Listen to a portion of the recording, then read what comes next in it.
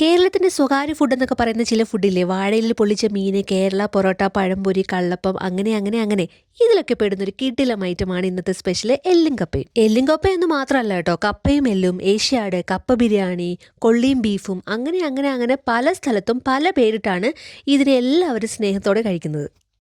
പക്ഷേ ഇത് ഉണ്ടാക്കാൻ കാണിക്കുന്ന ക്ഷമ കഴിക്കുമ്പോഴും വേണം. കാരണം എല്ലിൻ്റെ പീസ് കപ്പയോടുകൂടി വായിലിട്ട് കടിച്ച് മുറിച്ച് കഴിക്കാൻ ഇച്ചിരി ക്ഷമ കാണിച്ചാലേ ആ ടേസ്റ്റ് നമ്മുടെ വായിലോട്ട് അങ്ങനെ അലിഞ്ഞു ചേരുള്ളൂ.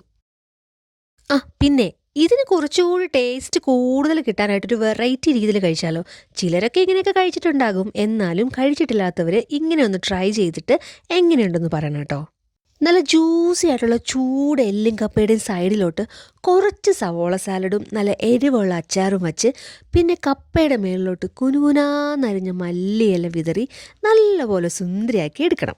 ഇനിയാണ് നമ്മുടെ ഹൈലൈറ്റിംഗ് ഐറ്റം വെക്കേണ്ടത്. നല്ല കുരുമുളകിൽ വിതറിയെടുത്തുണ്ടാക്കിയ മുട്ട ബുൾസെ. അയ്യോ, ബുൾസയോ എന്നൊന്നും ചിന്തിക്കണ്ട കേട്ടോ, ഇങ്ങനെ ഒന്ന് കഴിച്ചു നോക്കണേ. ആദ്യം നമുക്ക് ആ മുട്ടയുടെ ഉണ്ണി ഒന്ന് പൊട്ടിച്ച് നമ്മുടെ കപ്പയുടെ മേളിലോട്ടിടാം.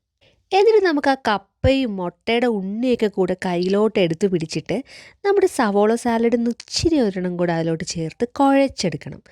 എന്നിട്ട് നമുക്ക് ആ എരിവുള്ള അച്ചാറിലോട്ട് ഒന്ന് തൊട്ട് കൊടുത്താൽ മാത്രം മതി. ഇനി ഒന്നും പറയാനില്ല, ആ എല്ലും കപ്പയൊക്കെ കടിച്ചു മുറിച്ച് കറുമുറാന്ന് ചവച്ചരച്ചങ്ങ് കഴിക്കാം.